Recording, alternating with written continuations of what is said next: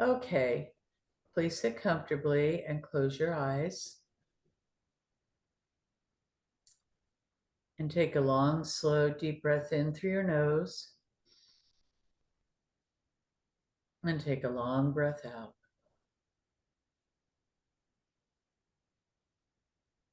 Breath in. And out.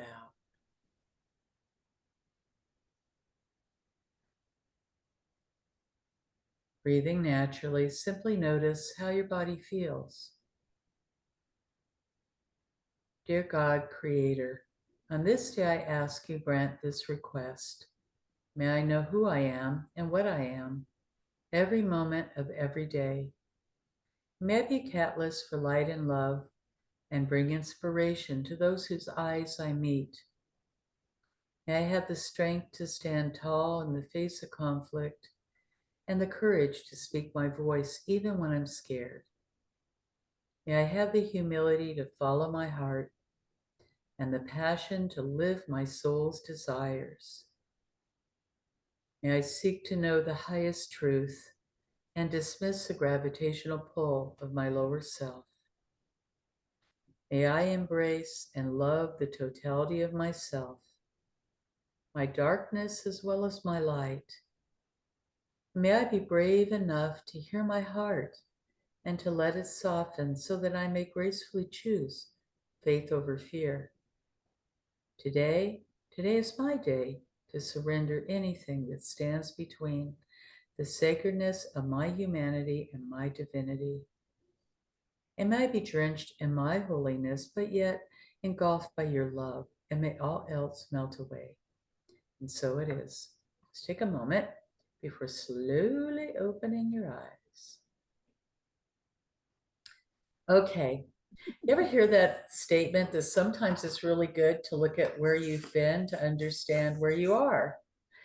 And this is where we begin the process of every time we learn something new and we use it, we begin by recognizing the past, recognizing what has perhaps created whatever we're experiencing. And that's important because there's so many different parts that lead to, what this being is called us.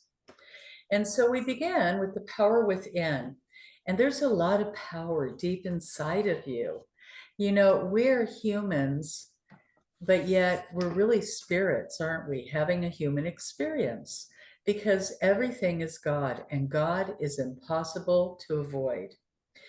God is a power that's breathing us. And you could call it whatever you want, but there's one power, there's one process, and there's one focus. So today we're going to talk a little bit about what is a boundary? What is a boundary? And when you hear that word boundary, what comes to your mind first?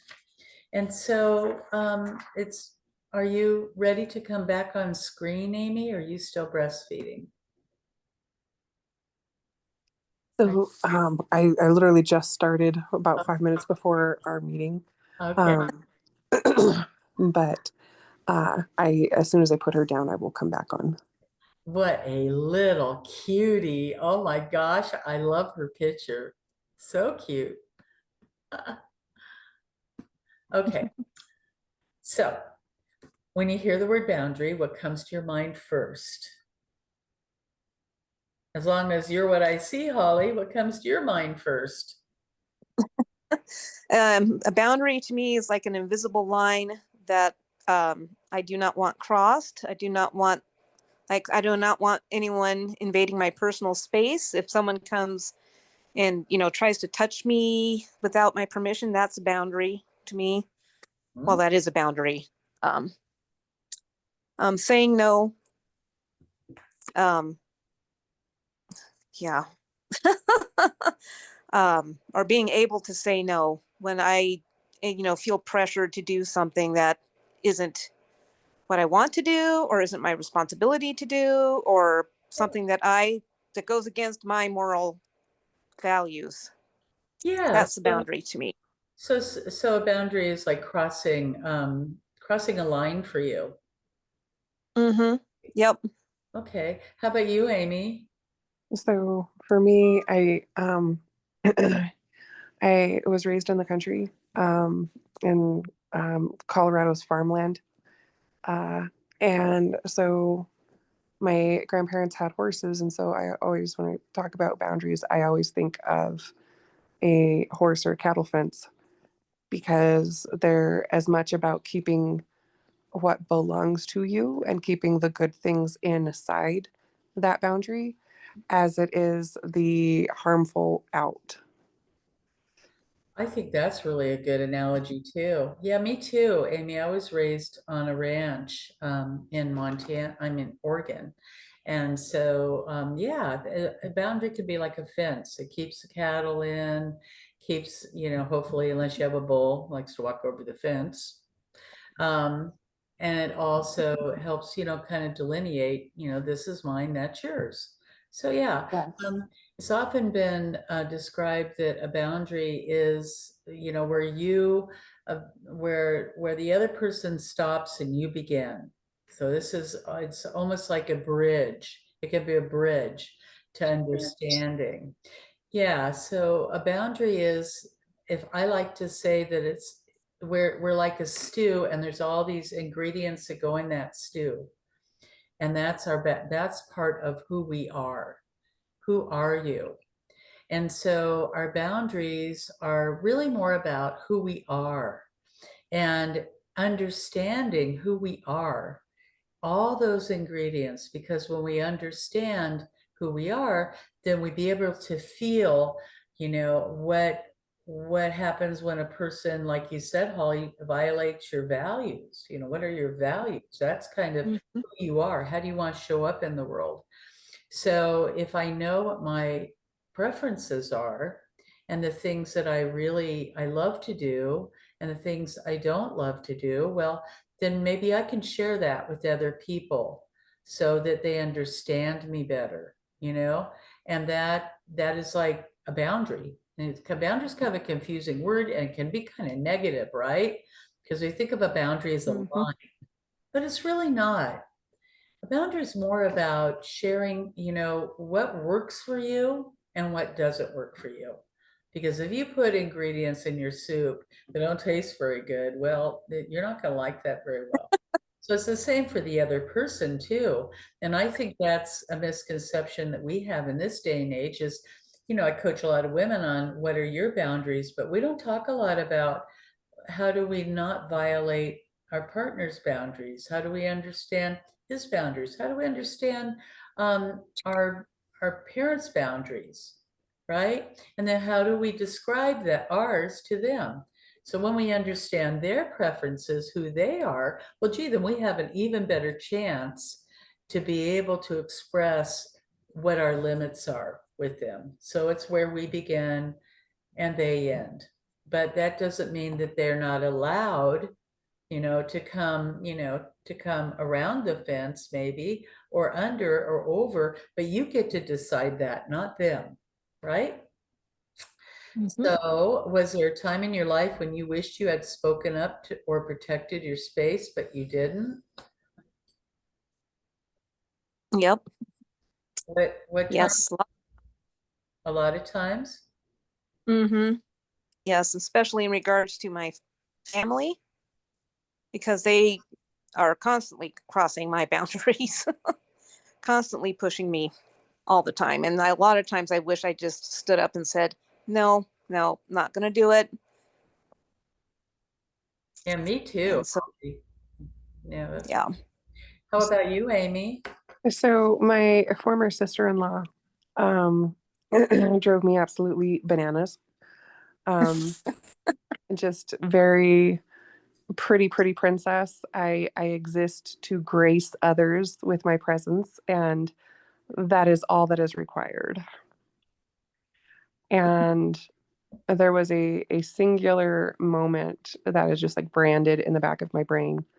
Um, I had just moved back from Texas. I had left my first marriage, which had been uh, mentally and emotionally and all the other lees except physically abusive.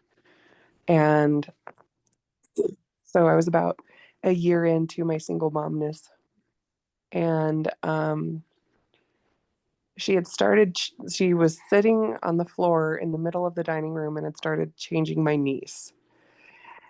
And literally mid diaper change, she looks up at my brother and she's like, "Can you please just finish this? I'm too tired." Mid diaper. Like she was so tired she could not finish changing the diaper. And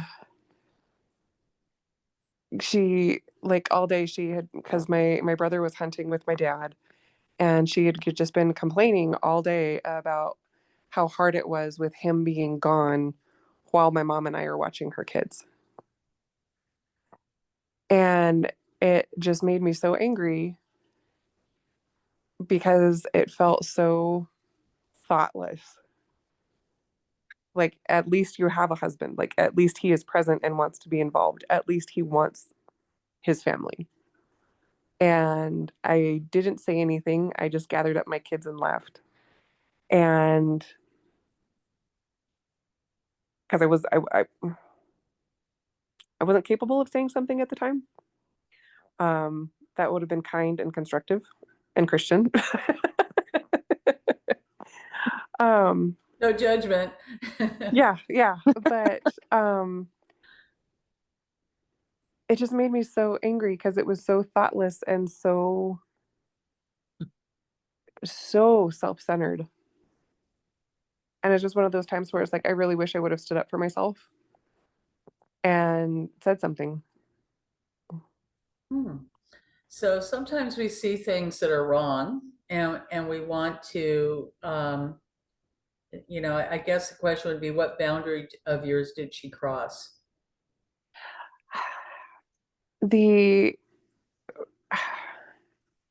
I don't know if it was more boundaries or expectations, and I guess I would like to flesh that out at some point. But it was just more that the others around me, from her perspective, that others around me exist to serve me instead of active participation.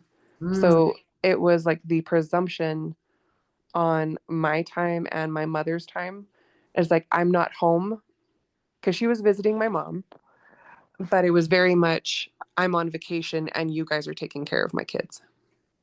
mhm. So it would be presumption on time and attention. Okay, so it was not really, she didn't really cross the boundary for you personally. It was more around behavior that she was expressing that had a sense of entitlement, and it was bad behavior, right? Right. And so that's for me where, and one of the reasons that I wanted to or participate and take the class was because, like, how do you communicate the difference between boundaries and expectations, and those expectations when those expectations aren't filled or aren't communicated, like, is that boundaries or is that expectations, and like what is the difference? Like, that's what I really want to dig into and explore. Okay, so expectations are you already have an idea of what you want to happen in a situation, and so we build that up. And if we don't tell somebody what we expect and then that is violated, then we feel bad. And so this happens a lot in relationships, right? Because we expect, I expect my husband to come home from work at 10 o'clock. He doesn't show up till 12. Okay. So he violated expectation. On the other hand, he also violated a boundary for me because my boundary is I'm going to have dinner ready. It's going to be a late dinner because you're working, and dinner's going to be done at 10 o'clock. I'm going to have it ready and I'm waiting for you. Okay. So that would be a boundary with an expectation. But also, if I don't let him know, he has no idea. So, for example, He comes, I say, please be home at 10. He shows up at 12. I say, I feel, um, I feel bad because I had dinner ready at 10 and you showed up at 12. Okay. I need to request that in the future you show up at 10 o'clock because we'll be eating dinner. Okay. And so that's communication. So it's important to communicate what our expectations are, because then we can tell that person, this is what I expect. And you just told them what you expect, and your boundary is when they show up at 10, well, they respected your boundary. If they don't show up at 10, they show up at 12, where they didn't respect your boundary. You can also say, well, my expectation, I'm going to have dinner at 10 because you're working late, and I expect you to be here at 10. Please do not, I need to ask you not to show up at 12. Okay, because then you told them what your boundary was. So I guess I would say expectations are what we expect from people, but our boundary is more the instruction. And so they know what our rules are. So your boundaries, your rules. That's like your special ingredients. Does that make sense? Or am I kind of vague on that for you? So no, that makes sense because so for instance, with my husband Chris, uh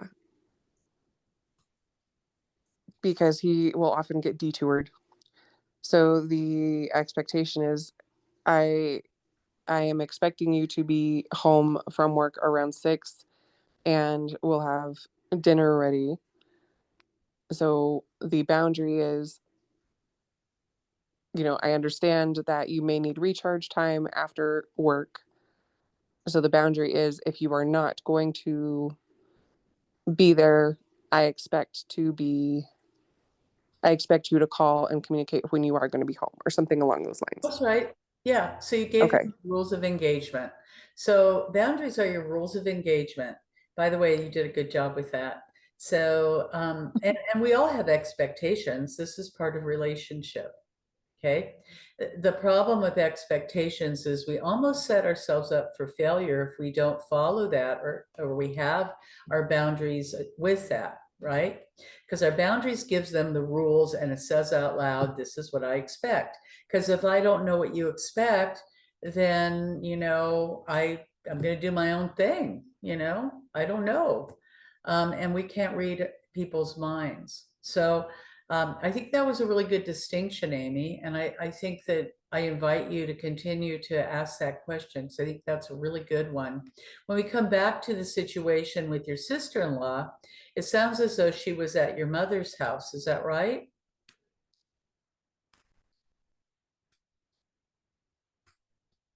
Sorry, was actively laying the baby down. Yeah, so she was staying at my parents Okay, that's good. while they Yeah. were doing the hunting. Okay. And then the second thing I'm hearing is that you had just left your husband and he was he was not a nice man. Schmuck, yes. A nice man. And so you were hurting, and she was very lucky because she's very blessed to be with your brother, and she has her preference is to be a princess. I mean, this is her style, and she tends to be a complainer. And this sometimes is the way some people are made. I'm married to a complainer. I get it. And so the problem in that situation is that she's at your mother's house. And so Yeah, it's mama's rules. That's mama's exactly. boundaries, right? So what's mama's rules in mama's house? And then so she's there and she's tired halfway through baby poop, changing a diaper. And so now we get to look at your brother-in-law. If she's talking, I mean, your brother, if she's talking to your brother. And now it's his chance to talk with her about what his rules are. So this is a great example. He can say whatever he wants. Hey, you know what? How about that? You're tired. Gee, you're doing a good job. Keep going. You, on the other hand, because you're hurting so bad, right? And you're like, damn, you're so lucky. You're with this really great guy. And I was with a schmuck. What are you doing? Right? And notice how we add that extra sauce of judgment too, because we're women. Yeah. And Yeah. it's kind of sad, but it makes us feel better because we're mean. Kind of a mean thing, but um, and sometimes I like to say that that was really a teachable moment, right? So perhaps later you could, if you want, may not be worth it, circle back and give her the opportunity to understand how lucky she was. Hey, I noticed whatever. Um, okay, hang on. I've just got to read. Okay, come on in, Corey. Um, so it's a teaching opportunity, honey. That's all. And you don't know till you know. It's one of those things, right? Yeah. And so I think that's a really good example, though. And then you added God to that, right? But here's the thing. Everything is a God thing. We can't judge ourselves with God unless your God is super judgmental. I think everything's a God thing. Um, so Holly, my question for you is what boundary did your mom cross?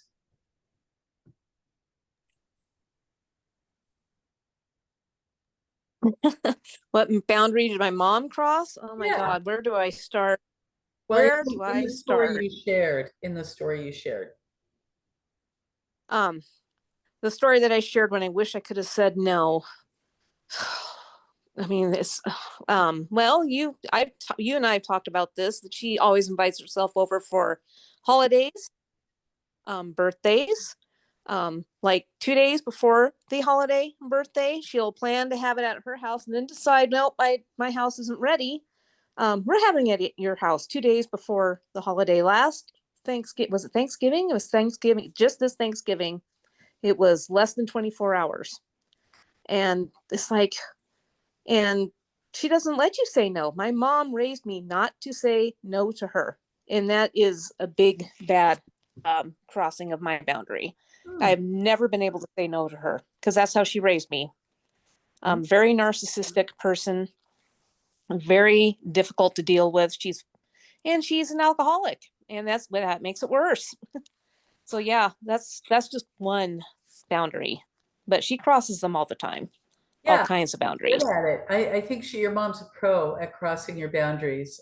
So Oh yeah. if you are willing, I'd love for you to get very specific about pick one boundary that you would like to get really good at holding true to with your mother. So if you're willing to do that, because everyone's going to pick one boundary for this coaching group that they know if they can stop this crazy, their lives are going to be a lot better. Okay. So Yeah. the Yeah. I'm sorry. go Yeah, I ahead. will tell you one. She wanted to borrow money from me one time to have surgery. It was an elective surgery. And that was one time I told her no. And she went absolutely nuts. I mean, told my dad to call me and yelled at me over the phone. I ended up hanging up on them. And that was one that I actually had to stick to because I didn't have any money. And it was an elective surgery, but that's the kind of shit she does to me. Um, Okay. yeah. How many of you have had that experience with a parent? How about a child, adult child? Okay. Yeah. How about with a friend? You know? So, understanding what the boundary is that your mother crossed and will help you to hold true and hold strong to your boundary. And recognizing that your mother's going to go ape shit. By the way, guys, this is a really good segue for me to share this with you. I would really like for you to tell the people in your world that you're doing this. Okay. Hey, you know what? I'm going to show up a little differently in our relationship going forward. And I really want you to know that you might have some experiences, but know one thing, I'm learning how to be a better person, right? And in the long run, we have an opportunity to have an even better relationship. Okay. And the thing is you can't control your mother's side of the street. You can't control your son's side of the street. You can't control your father's side of the street. I can't control my husband's side of the street, but I certainly can control mine. And there's a lot of power behind staying calm, staying direct, and staying kind. It's really powerful. That's kind of a superpower, isn't it? Yeah. So your mother needs, sounds like it gets back to Amy, who was talking about expectations. Okay. Mama expected you to give her money. All right. So you get actually a couple boundaries that were violated for you. My favorite one that I think is comes up for a lot of us, right? Is your parent decides that they're coming over to your house for the holiday. Nobody necessarily asked you. It's just, we're over there. Yeah. Okay. Well, Yep. that's a really wonderful opportunity. And you know, this is where we really want to lie. Who really wants to lie on that? Yeah, right. Who wants to use their child as an excuse when somebody violates their boundary? Because you really want to say I no, don't. right? Okay. I don't have one, so I can't use that as an excuse. All right. Hi, Corey. Hey, Corey. So this is Amy Bryant, and Amy Bryant is new to Warrior Glass Boundary Builder Inner Circle. I want you guys all to know that Amy Bryant is like the most incredible writer, and she's been so helpful. She's helped me write a lot of my sales pages, and she just had a beautiful, you guys look in the chat. Everybody look in the chat at Amy's post. Look at this kid. Corey, look at her baby. In this chat here or in the Facebook chat? In our Zoom chat. Go into the chat. Look at Amy's baby. Oh. Just hit the chat and scroll up. Yeah, she's not coming up. Let's see. Maybe You have to click on it. So click chat. And Yeah, she's adorable. were you able to grab it? No, let me try again. Chat. So at the bottom, at where there's a little bubble, it says chat, and next to that it says react. Hit the chat bubble. Yeah, it's not coming up. Amy, post a picture in the messenger feed. Oh, I will. Everybody gets to see the baby. So cute. And Um, Corey just got a break. She just went on a fun trip with her gorgeous, oh my goodness, Corey, your husband's gorgeous. Gorgeous husband. What'd you guys do, Corey? We just went to San Antonio just to get away for a little bit. I think he saw how stressed I was getting with my son. He said, "Nuts on me." But as soon as I parked up the driveway, it's like reality just like hit me in the face, and it's just been he is, let me think. Oh my God. Oh my God.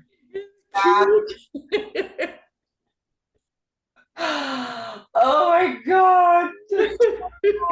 Oh my God. Yeah, I'm praying for a granddaughter, but that's okay.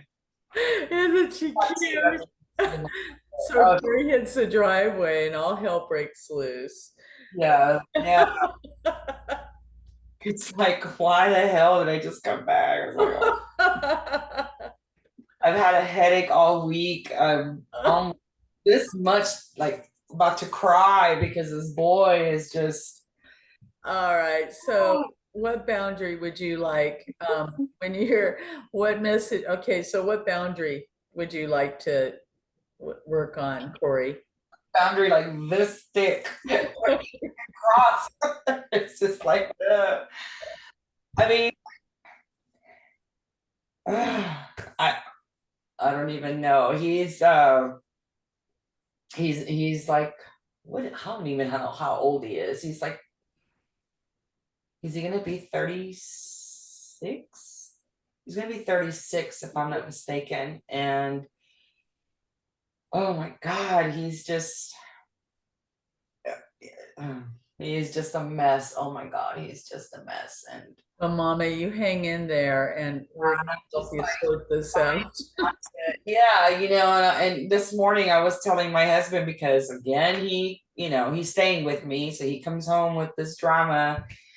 And I told my husband, I cannot get sucked into his mess. I said, I cannot let myself, because I feel it, I feel like my attitude, I feel the way I feel heavy. I just feel like pissed off, and I just feel all these things, and I know it's because my mom, the mom self is trying to like scoop up his problems and try to fix it, but he's got to fix this by himself, and it's like when the phone rings and I see it's him, I already start, like, my stomach gets tight and my head starts pounding, because I already know there's, God love him, I love him with all my heart, but there's never been a phone call like, hey mom, everything's going good, like I did this.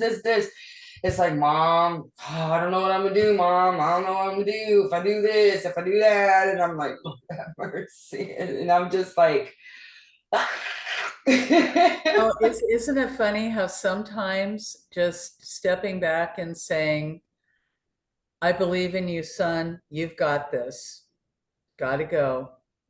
yeah, I yeah. believe in you, son, you've got this, gotta go.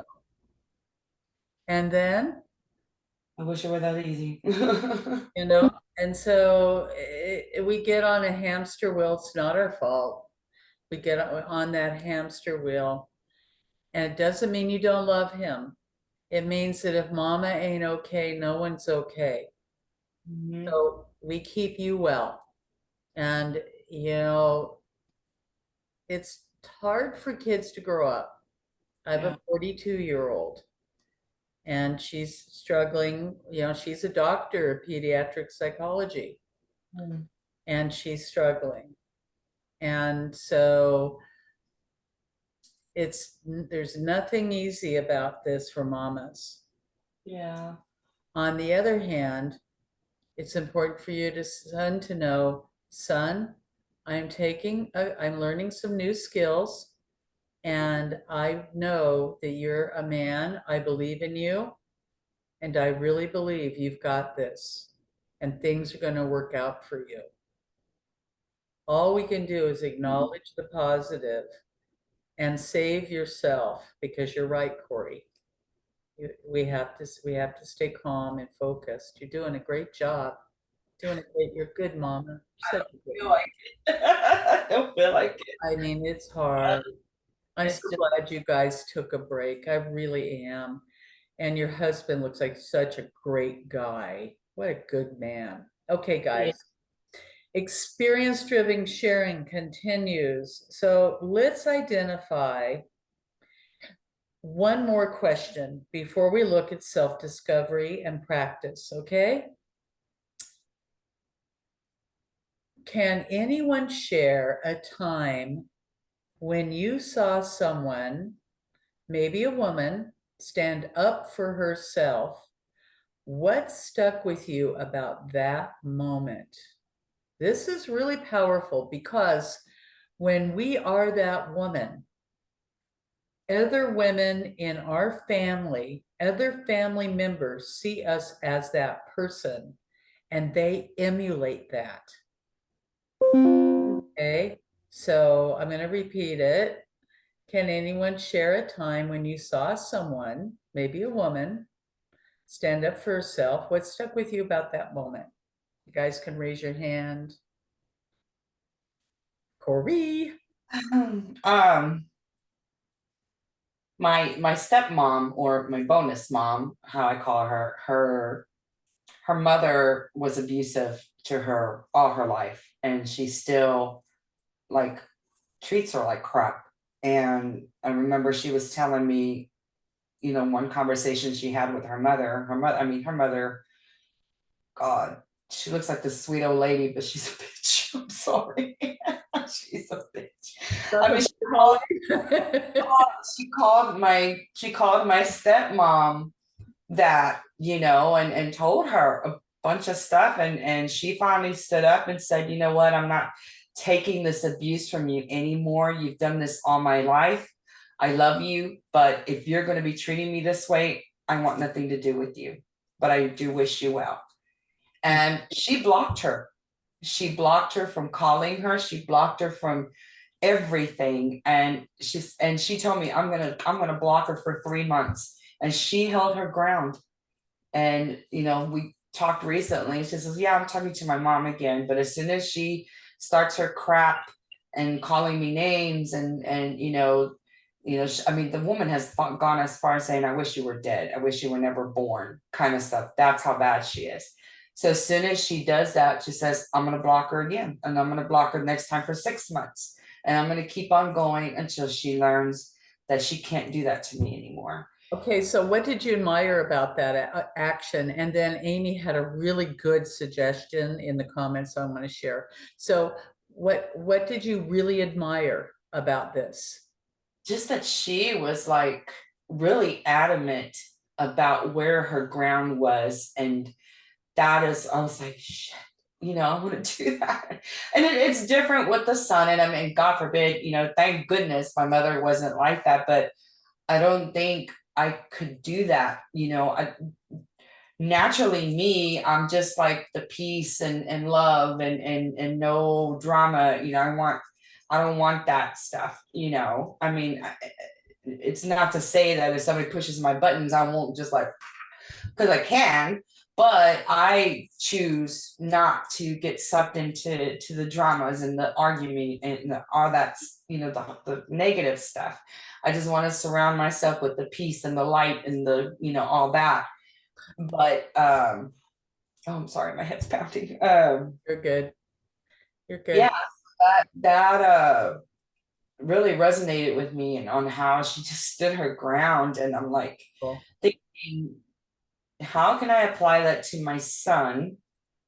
Nice. But I play that in my head and stuff, but it's like, wow, it's like things I need to learn, because again, it's like with the mom thing, you want to just like take on what they're going through and see how you can help them, but I think the only, as far as I've went, is telling my husband, if he goes back to jail for whatever reason, I'm not bailing him out. Okay, good. So what you said to me is that you love that she stood her ground. And I agree with you 100%.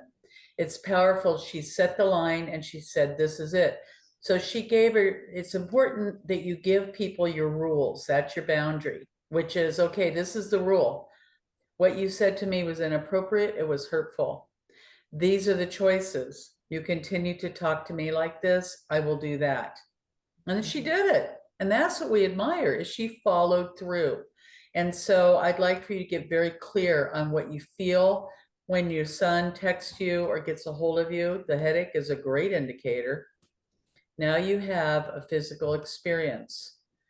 And what is the behavior you want him to stop? You want to write that down. Okay. And then you want to give him consequences. That was good feedback. Okay, so Amy had a really good suggestion. She says, 2 of the best questions I've learned to ask. This is good. This is good.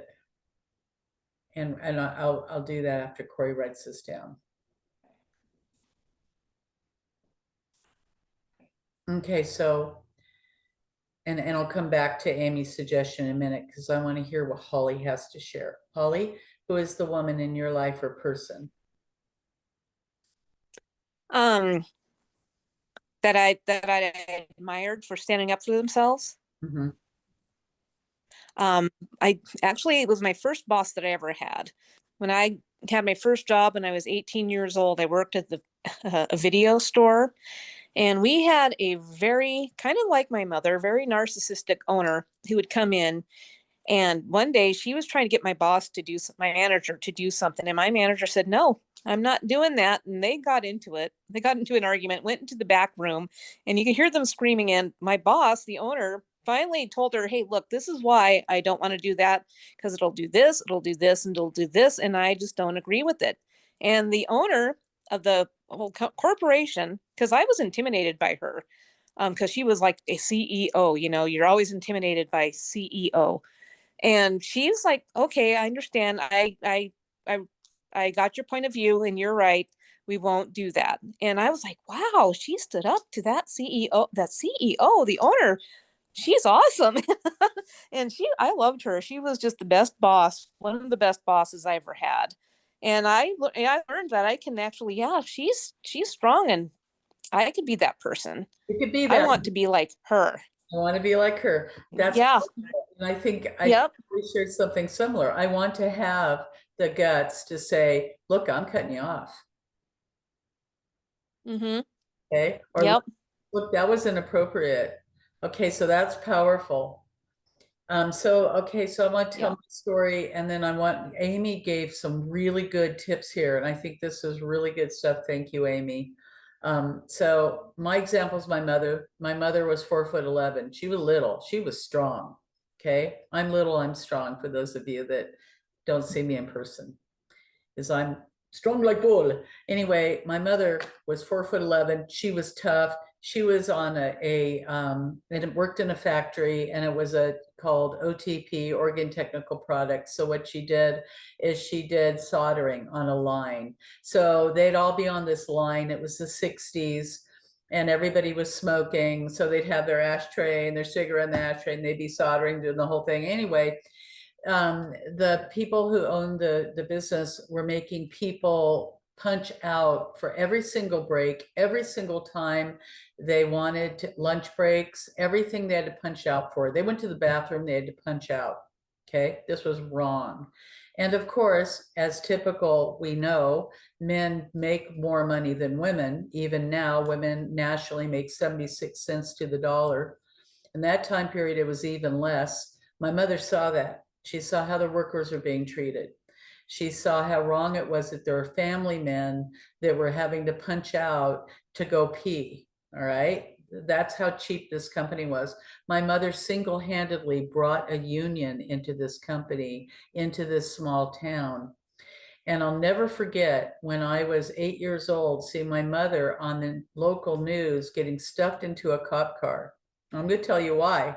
Because you're not allowed to, you can say SOB on a picket line. Okay. You cannot say son of a bitch. And my mom wasn't working because they were bringing what they call scabs across the picket line, which these are people that'll work no matter what. All right. Us kids, we're showing up for free donuts for breakfast. We thought it was cool. We didn't know any better, but she didn't have any money. We didn't know that. Kids don't know this stuff. So anyway, Mama's getting stuffed in the cop car because she said SOB. And I'll never forget that as long as I live. And it really shaped who I became as a woman, because my mother held her ground. She stood up for what she believed in, and she stood up for her values. And because of my mother, a union came to her company. People got paid better. They punched out, but not every moment, every minute. And there was more pay for women as well. So, and I admired that my mother was never afraid to stand up for what she believed in. And to this day, when there is a cause that I believe in my town, I will boldly show up for it. Yes, I'm willing to go to jail, especially for women's rights. So that is the woman that I am today. That's why I'm a coach. And that's why this work is so important to me. Okay. So, Amy Bryant, two of the best questions, Corey and Holly and Laura, that Amy Bryant has learned to ask. This is good, Corey, because you have your boundaries. And you might say, do you need me, son, to listen hug, or help you problem solve. Now, what you did is you gave him the reins to solve his own problem. Your job is not to solve his problem.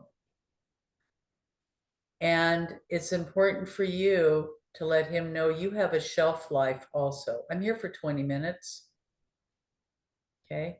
And Amy says that it makes them absolutely think about what they need in the moment, and it stops the word vomit. Could that be why you have a headache? Probably, because I'm trying to figure out how to help him, you know. So what I like about this is she gave him control to let you know. Yeah. Okay. And then you ask him. Okay. The next one is, what would you like me to do with that information? That was good, Amy.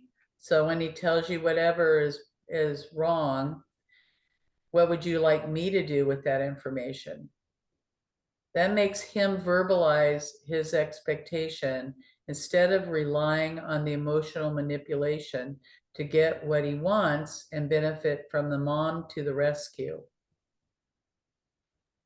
So when people are in that place, because I spent about 8 years working in the criminal justice system, 4 years as a PO. And so when they're in that place,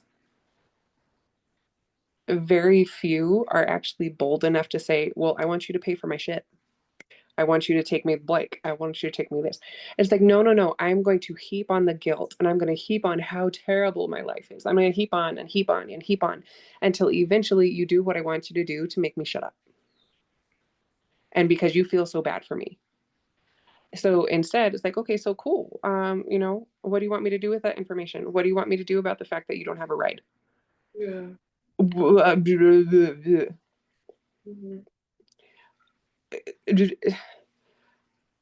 need to get over to so and so's house. Okay, so what do you want me to do with that information? Can you give me a ride? I'm working right now. It's like I can give you a ride at blank time. Yeah. Or you can get an Uber. Well, I don't have any money. Oh, that's rough. The end. Because they want to make it your problem and they want to make it your headache so they don't have to have responsibility, so they can continue their behavior. Because as soon as their behavior is their responsibility, then they have to deal with the fact that it's a problem. Yeah. But as long as it's somebody else's fault, then it's somebody else's problem. So then somebody else has to rescue me. So there's a couples dynamic here, and there's a child involved. So it makes it even harder, emotionally. And I really like, though, that you give it to him and then you actually help him even more, honey, because you're allowing him to be a grown up and fill in the blank. Because you're amazing. Thank you. Well, and I give him credit because, and again, he, I don't know. I don't want to say he is a liar, but he story tells, let's just put it that way. But like when we're talking, he does say, because I offer, I ask him, what do you think? What are you thinking? What is your game plan?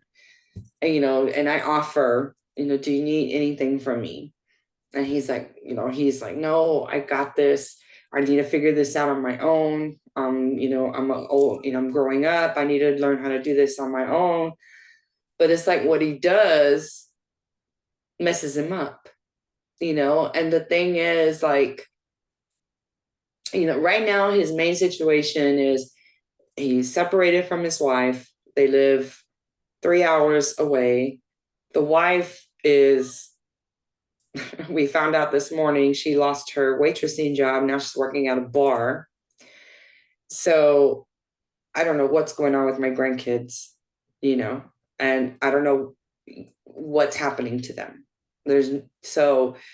that's another thing that I'm worried about. I'm worried about the kids. And then he's on probation. He's got a month to go. But one of the stipulations of his probation was that he couldn't drink. And I know he's drinking. And so, and I've talked to him and I told him, if because he wants the kids, he wants to fight for the kids. And I said, well, if your motivation is the kids, you need to use that to stop yourself from drinking. Don't drink. It's as simple as that. If the kids are worth it, which they should be, then it would be easy for you to say, okay, I'm going to lay off this until I get off probation or whatever, The other thing is, and this is why, where I think he's lying, is smoking pot. I don't care about smoking pot. I smoked when I was a teenager. I don't care about it. It really doesn't, I don't think it's a bad thing to do, but he's on probation, and that's the thing. He'll be pacing around and he's like, I'm stressing. And I finally got it out of him. He's like, well, I think I'm going to fail this test because I've been testing myself and I'm failing it. I said, well, are you smoking? No, I haven't smoked since February. I said, okay, and I call bullshit because if you haven't smoked since February, it should be out of your system by now. But if he's still coming out dirty, obviously you're smoking somewhere. He's not doing it here, but he's doing it somewhere. At least that's what I think. I don't know. Or, just kind of a side note, if you're in a space where people are smoking pot, you're dirty. You're going to be dirty. Mm. Okay, that's important for him to know. And that's weird to understand, but it's true. I know that to be true. And the hardest piece is the best way to help him is to help him to work that through his brain. What will happen when you do your urine test and it comes out positive? Then what will happen? I want you to tell me, son, and have him tell you what will happen. And then you work that through with the end result. Because it's inevitable that he's going to get in trouble. And if he understands if he plays that through, that might be helpful for him. It might not. I mean, I've even told him, I said, okay, the wife is not all that. I mean, he's shot some video of how the house looks and the house is a mess. It's just disgusting. And I told him, I said, okay, let's say you call CPS and you want your kids. Okay, they're going to say, well, Audrey's not doing good, so they don't belong there. But here you are failing your drug test and going back to jail or doing this and doing that. You both are going to lose the kids. They're going to take them away from both of y'all. Okay. What are you gonna, so that makes sense. So this is his opportunity to give you feedback about what that would look like. And so we paint a picture. It's like everything that we do when it comes to educating, because it's hard because it's emotional, but you ask him to paint the picture of what that will look like in his life. And now what will that feel like? So that's just a quick suggestion. And let's take one action step, everyone, today. If you could say one thing to someone about a boundary you wish you had set, what would that be? And everybody write that down really quick. If you could say one thing to someone about a boundary you wish you had set, a boundary you wish you had set, what would it be?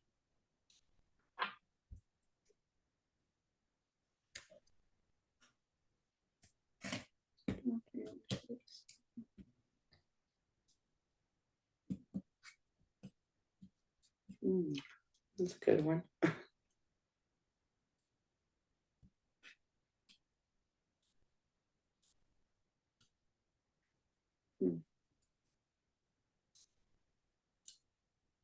You could say one thing to someone about a boundary you wish you had set, what would it be?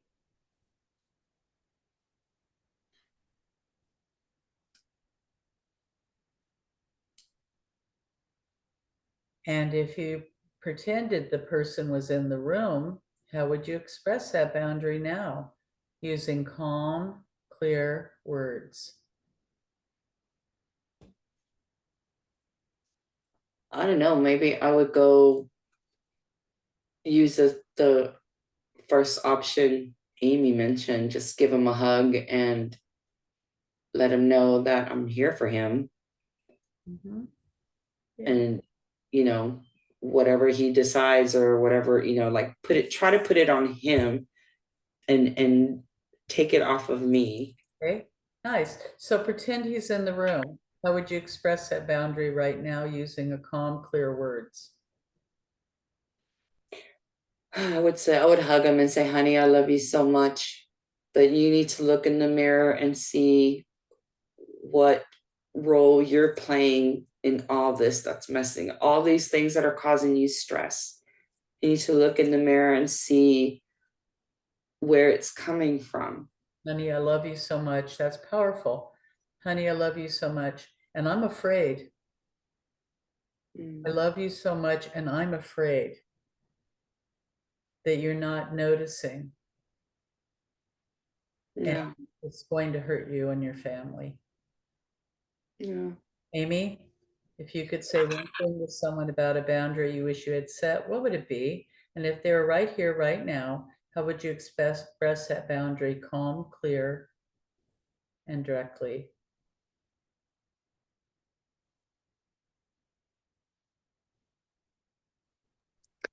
Oh, I'm going to cry. um, my brother was found dead on the 4th from heart failure from alcohol abuse.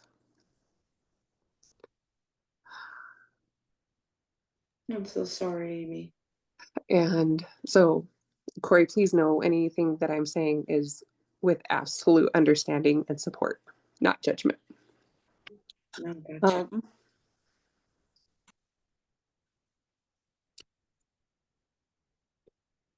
Uh, there's a lot of unfinished business.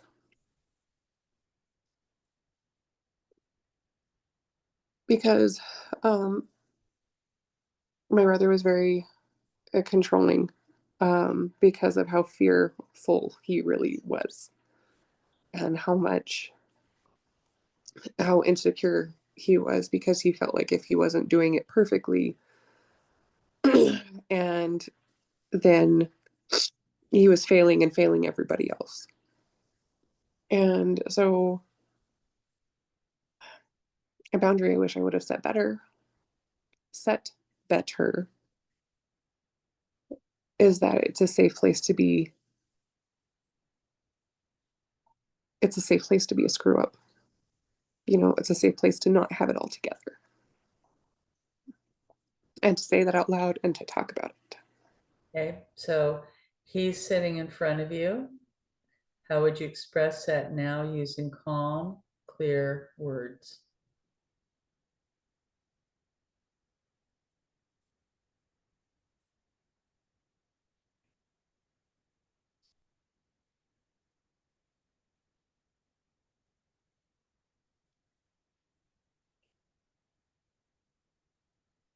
I hope you know I still love you in the ugly. Oh, honey, that's so beautiful. God bless you. That's a beautiful thing. Holly, the person's in the room. How would you express your boundary now using calm, clear words? Oh boy, this is gonna be because it's my mother. It's kind of hard for me to express how I feel, about how she makes me feel when she crosses my boundaries. Um, but I'd probably say, Mother, I love you, but I need more time to prepare for you to come over because I'm afraid I'm going to disappoint you and I'm not going to live up to your expectations. Um, I don't know if that's a good boundary. Mhm. um, Boundary. because she expects so much from me. Mhm. I mean, I've always been put on a high pedestal with her. Like, I've always been the one that was responsible for everything.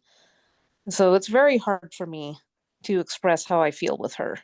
And for her to actually listen, I think the hardest part for me is that she does not validate my feelings. It's always about her. Like I said, she's a narcissist. She does not respect my feelings. That's hard for me. Okay, so thank you for sharing that. So one thing you want to you wish you had set is to tell your mother that you want to feel validated, right? Is that Mm-hmm. Yes, so? yes, Pretend she's that in, is correct. pretend she's in the room. How would you express that boundary using calm,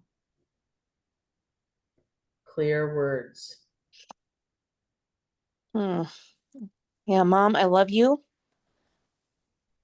but And uh, and I want, so mine's blank. I want, um,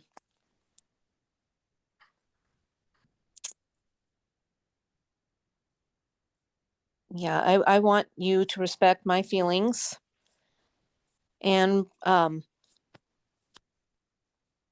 my personal my personal values, my personal boundaries, which she probably doesn't understand. well, you can say my limits, Yeah, think I'm wording this, huh? my limits. I'm sorry, what? Please respect my, Yes, my I need to request, yes, please. I need to request Okay. that you please respect my limits. You can get more specific about that. Okay, guys, if I could say one thing to someone about a boundary I wish I had set, what would it be? I wish I would have said to my husband, you have two choices. You continue to gamble in the stock market. Um, you can continue to gamble in the stock market and lose everything we have, or I can leave you. What do you choose? I wish I would have said that. And now if he's sitting in front of me right now and he still had, and now everyone, by the way, my husband lost $6 million in the stock market. Started out with $800,000. He turned it into 6 million. I walked into the living room. He lost it all in 2015, including $400,000 that I had given him from Bodies by Bender, my first business. I grew up very poor. My mom taught me to stash money. I'd stashed money. I am glad. So we're still married. We're going to be okay. Now, the person's in the room. How would I express my boundary now? Using calm, clear words. Now you got two choices, me or the stock market. You can continue to stay in the stock market, or I can leave. Here's my mistake. I did not follow through. I slept on the floor for 2 weeks. I went back. I'm glad I went back. But this time, if he was in front of me right now, doing the same thing, I would leave him. I'd never look back because I know the difference. You either stand in your power and that person actually, they either change or they don't. But you want to think about what are the consequences for you. Okay. So Amy gives her brother a safe space. Would he have stopped drinking, Amy? No. Corey tells her son she loves him and she's afraid. Will he make the right choice? It's up to him. That's right. We don't know. Holly says to her mother, I exist. Mhm. Right? Yep. Will she honor your boundary? Nope. No. Okay. Nope. I know. Oh, she won't. At the end of the day, we have to say, I exist. I have to be an example for myself. That gets back to what Amy shared beforehand about her sister-in-law. Sorry, you missed that one, Corey. Because Amy had an opportunity, but because she was so hurting, she could not stand to her values in that moment. And really, you now would catch that way ahead of time, Amy. Okay. All right, guys, that was a big session. Everybody do this. Put your hands on your heart. Take a long, slow, big breath in through your nose. Bring all that love, all that goodness inside of your heart. Feel your heart come up and touch your palm. Take a long, ha breath out.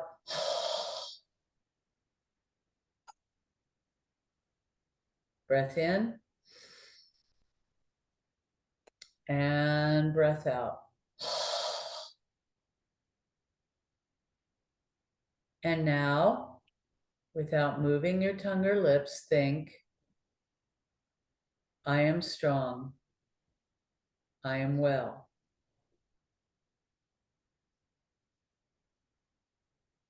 I am strong.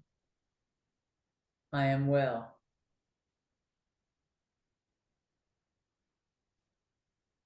I am strong. I am well.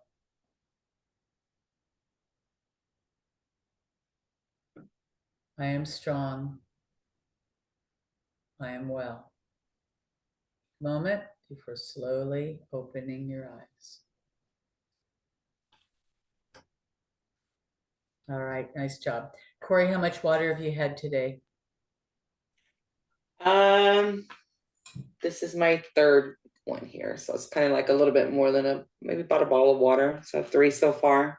Good, that's good. Make sure you stay really hydrated. Ibuprofen's a good thing.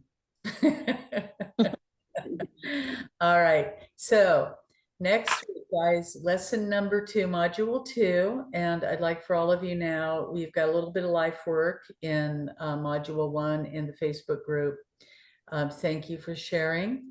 If you guys are still feeling a little bit triggered, I'd like for you very much to get back with me in Messenger, and I will give you my Voxer, or I will get a hold of you right away. And sometimes really helpful to do a little bit back work right now after this, because this is big work. Okay. By the way, everyone, you guys did a really good job. That's really brave work.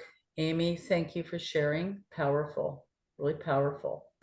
Hey guys, how did the session go? Good. Really good. All right. Now, I want you guys to apply apple juice thinking, okay? Now, you know how when you make apple juice, you put it in the thing and you mush it up and it puts all this pithy stuff. You put the glass on the counter and everything settles to the bottom, okay? That's apple juice thinking. Now that we've had a lot of emotion, a lot of big things came forward, I want you just to let this all settle in your heart. Walk away from it, let it go, get a little rest, get a little break, say a little prayer, go get some water. Amy, have you eaten? Stop tattling on me, Laura. Okay, now it's time for you to go get some food and to get some water into you, okay? And I bet you the weather's doing pretty good out there. You might want to walk around your yard a little bit. And Holly, bless your heart. I'm seeing you, and I'm going to have your butt out on the trail with me at some point this week, okay? Okay. And Sounds Corey, good. I hope you had a lot of great sex with your man these last few days. Yeah, we needed to catch up on that. You're lucky, girl. Guys, my butt is as flat as a plate right now because I sat on for 20 hours yesterday driving from Minnesota to Montana. I'm serious. I was a driver. I do not trust his driving. I know, you know. So, okay, guys, module 2, do the thing, do your practice. You've got this. I believe in you. All right. Thank you, Laura. Bye, everyone. Thank you. Bye-bye. Hang in there, Corey. Hang in there.